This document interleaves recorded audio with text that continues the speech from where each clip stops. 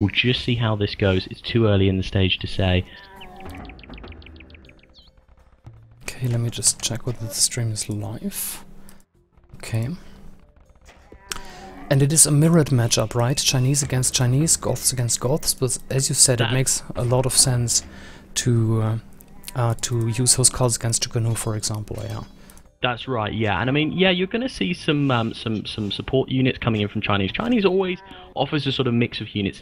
It's not like Spanish, where obviously you usually go quite heavily into, say, Conquistadors and Paladins, and you have those two types of units. A bit like when you play Mines, you know, you have your Eagles and your Plumes. With the Chinese, you're going to have a bit of a mix. You're going to have maybe some Archers, some Champions, possibly even some Scorpions. You just don't know. There's going to be a mix-up, possibly coming out from the Chinese players. We will see, though. It could just be straightforward Champions and Shikunos. It will just see. We've got some camels coming out from Demo here.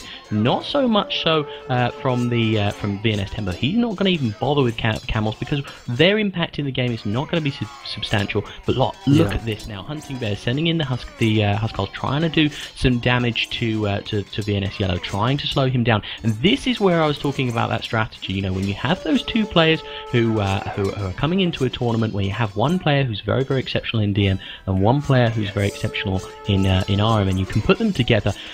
Often for Demo and for Hunting Bears, it's going to be about trying to shut down VNS Yellow, stop him from being able to get a good start, and try to alleviate that pressure coming in from VNS Tempo, because him as a DM player, very strong, and he's going to do a lot of damage. Yeah. Looks like most of the action is happening in Yellow's base right now, as you said. Even Green needs to send some champions now. That's right. It looks like Green's going to be trying to help out VNS Yellow here. VNS Yellow's not got as good a start, in my opinion, as Hunting Bears. Hunting Bears is managing to get out those Scorpions as well a lot quicker than VNS Yellow, which is going to start to suffocate him a little bit here if they can get that early game advantage. There is that nice hill as well. We can see just out in front of VNS Yellow. If he can capitalize on that with a couple of castles, look, you can see now a castle coming in from the Chinese, from PoJ Demo there, and another castle as well coming in from Hunting Bears. They're really going to want to pivot from that spot and hit both VNS Tempo and VNS Yellow, and really take out any sort of win from their sails. Yeah. I just looked at the castle from Demo in the north, didn't go up, but not too important, not too much army there for Tempo. That's right. I mean, at the moment it seems to be that VNS Tempo will probably be trying to send about sort of 60-70% of his army to help his ally, but he will be committing probably about 30 or 40% of his army, possibly a little bit less, up to that top, trying to stop that market, that early market that both Hunting Bears and Demo are trying to get. So I've got a pause on my game at the moment. Don't know if it's the same for you. Same here, yeah. And yeah, a real forward base coming up from Tempo there, and he's pushing with Champs and Chukonu into the corner, the trade corner there in the north. Looks like VNS Tempo is going to be all about spamming units. Not, as I say, not his entire army, but he will be trying to put in some early pressure onto PoJ Demo, because if he can put some pressure onto that trade early game and that stops anything from them, it might take the wind out of their sails in terms of what they're actually doing on this hill. But I don't know, that hill just looks too deadly. You know, once you can manage to get a good supply of units onto that hill and you can do a 2v1 against it, it can. But it looks like Tempo's trying to drive a wedge in between that sort of route for PoJ Demo to actually get down to that hill. He's actually applying the pressure now in two different places, so we'll see what happens. This could be quite interesting. Yeah, it's interesting how it looks like there are two different things going on in the center. Towards the south of the center there's Hunting Bears and Demo trying to push, and yeah, Tempo is going between Demo and the action in the south there. That's right, it seems to be action across the whole map, actually. In fact, the only place where there really isn't action is just... In fact, and it's starting now. I mean, it literally is in almost every single place on the map now is having some sort of activity. We've got Huskarls coming in at the bottom there from Hunting Bears, getting into that market, and he looks like he's trying to harass, but he's missing the castle villager there. It's going to pop up. It's not going to do a huge amount of damage to those Huskarls coming in, though. He's going to need to use a few units, but he's got units very close to both players are actually there presently, so they could easily just pop a few units down just to deal with that, so no problem at all. But it looks like this huge amount of pressure that's being delivered here from Hunting Bears to VNS Yellow, and this is really where I suppose Hunting Bears and Demo have the best chance of winning some of these games, is really just to pop in that pressure up against VNS Yellow and to take him out before he manages to get a foothold into the game where he can become more deadly. The problem is, you can see once again VNS Tempo taking the lead on the DM game. He is just making himself known everywhere, and the activity that he's got, you know, up in the north, okay, it's not been a successful attack against the trade, but look, he's coming back down to his ally. He looks like he's delivering quite a few blows there to that castle with the trebuchets, which will fall, but unfortunately not going to take down that castle, because that trebu's going to fall before it hits. So we'll just see how this goes. There's still an army from VNS Yellow and from VNS Tempo taking the lead on the score, but it just depends on which way this is going to swing, whether or not anyone can actually get an attack that's sufficient against trade. Best chance at the moment looks like it's being built up from Hunting Bears. Hunting Bears is actually already starting to deliver some trebs. He's got 3 now, looks like it's 3 coming in now for that bottom castle that was built. There's not too much presence from either player there either, and it looks like he's actually investing his army. You can see now Hunting Bears is moving his infantry down. Looks like he's going to be trying to deliver a blow to that market, and possibly that will slow down tempo once that gold starts to deplete across the map. Yeah. And one observation, there was a big difference between Yellow and Hunting Bears. It was 90 population for Yellow and about 140 for Hunting Bears, and that difference is, getting less and less, 140 to 175 right now. That's right. I mean, VNS Yellow, I mean, when we look at the statistics on VNS Yellow, so looking at his economy right now, he's got 6 farmers, he's got 6 lumberjacks, and he's got the majority, I mean, of his population is all going to be about what he's got for his army.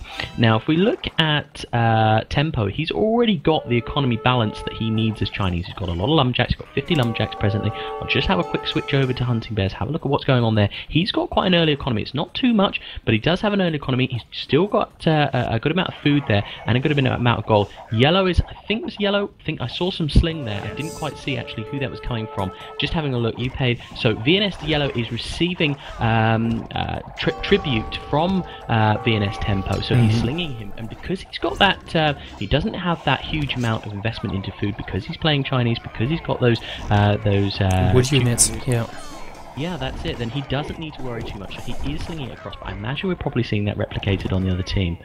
Yeah. But that, again, would tell me that that's an advantage for PoJ, because the two Goths players, they rely heavily on food, and Hunting Bears has his own economy, and Blue, VNS Yellow, has less farms. That's right. You can see him dropping down at only 150 food now. I mean, this is going to cause VNS Yellow quite a few issues, because he's going to now rely heavily on the sling from VNS Tempo. Now, when we look at VNS Tempo's got no food either. He's literally slung all of his food across, and VNS Yellow actually does have some food now. I guess that was the last of the sling from Tempo across to him. But yes, you're absolutely right. When we look at Hunting Bears, he is looking like he's going to be self-sufficient very soon. So the pressure that they can keep applying on that bottom corner, there's not too much between it now. As you can see, there's that slight opening there that's not been walled by VNS Tempo. So because there's that opening, does mean they could get some Huskarls in if they wanted to, start attacking into those trade lines on those markets. Or alternatively, they can just keep up the pressure as they're doing right now, try and take out those castles, try and remove the army from presence, and then see what they can do from there. I must admit, right now it looks in favour, although the score's being led at the moment by VNS, it does look like it's in favour, just purely on the basis of the statistics that was coming from the economy. It does look like it is in favour of PoJ and Hunting Bears. And you said Tempo is low on food himself, and Demo in red just offered Hunting Bears resources, ask any, that's what he said. Yeah. That's right. I mean, at the moment, again, self-sufficient economy coming in. You can see farms are coming up from PoJ demo there from Andrew, and you can see there isn't so much going on. There was a little bit of raiding actually coming in from Hunting Bears onto VNS Tempo's economy there. And let's just have a quick look actually. If I just bring up the statistics here for Lumberjacks, we've got 61 Lumberjacks from VNS Tempo and 6 farmers. But actually, if we switch over to Demo, he's got 23 farmers. So that means really, when you scale it up over the next few, for maybe 5-10 minutes, that really means that they're going to start to trend in that food. They're going to start to have a bit more of a sufficient sling, sling, and that's going to do them. That's going to do them really, really good. So yeah. A lot of pressure coming out here actually from PoJ Demo actually on those trebuchets from VNS Tempo. I would say they've got this in the bag. They're really, I mean, look at this this sort of drill that PoJ Demo is putting straight into the center of the map. I mean, they've got 2 pressure points here at the moment. They've got the one being generated at the bottom straight into VNS Yellow's trade line, and also, and although they are 2v1ing, and Chuku knows they do a fairly good job up against Huskars if they can be kept alive and out of range of those Huskars getting in close. But that in the middle there is gonna be pretty difficult. Though there is a 2v1 that he is just mentioning about there, he shouldn't need to worry too much. He can just keep applying the pressure. You can see the Scorpions coming in there. Might do him justice if he could just afford. I'll just have a quick look at his. He does have enough for a castle. Might be worth just popping down a castle, but I suppose he might be waiting to see if he can get in there into the trade route, and if he can get enough breathing room, possibility of popping down a castle. VNS Yellow trying to get that hill there, you can see. I don't know if you can spot that with the trebuchet there firing against PoJ Demo, trying to get that castle, seeing if he can do something here. But that's not really going to be of any importance, because if he's got no army behind it, because his economy's low. Let's just actually have a look at his economy. Yeah, his gold is intense. Looking at the trade as well, actually, some people have actually been buying food. It's 100, and I think it's to buy it's 161. So someone's been buying food.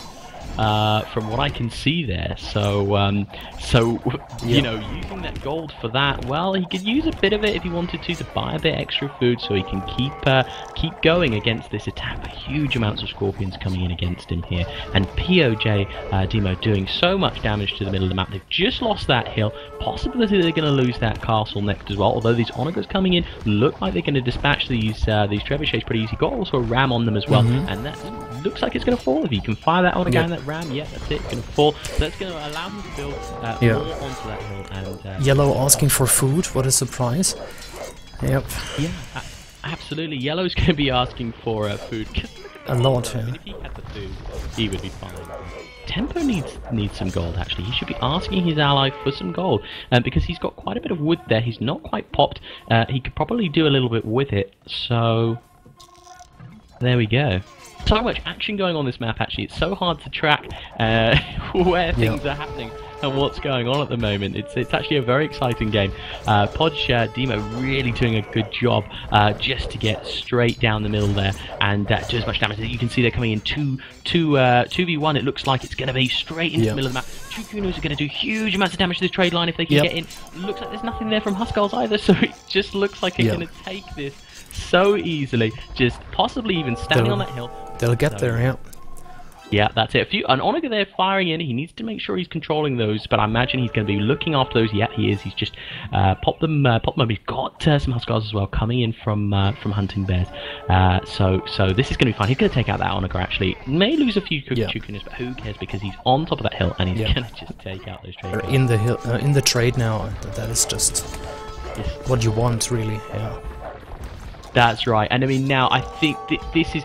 I doubt that they may call the GG straight away. It depends. VNS Tempo, I know this is a tournament game, so they're probably going to want to play on and do their absolute very best between them. But I can't. I'm actually locked onto VNS Tempo at the moment. I can't see any chatter coming from them about this situation now. I'm sure they must obviously know that this situation is, but they can see now the score lead has been taken obviously by Hunting Bears, and it's G called. I can see there by Tempo. Even Andrew is saying it's over. He knows that it's over once the trade is gone, and there we go. We've got a resignation for VNS Tempo, and looks like it was GG for round 2 for PoJ, and there we go. Yeah. So I'm gonna update the scoreboard. This is the first point in this match. and it goes to... No, actually it doesn't. It's a best of 3, and we're gonna see another one. So let's go back. Sorry, my bad.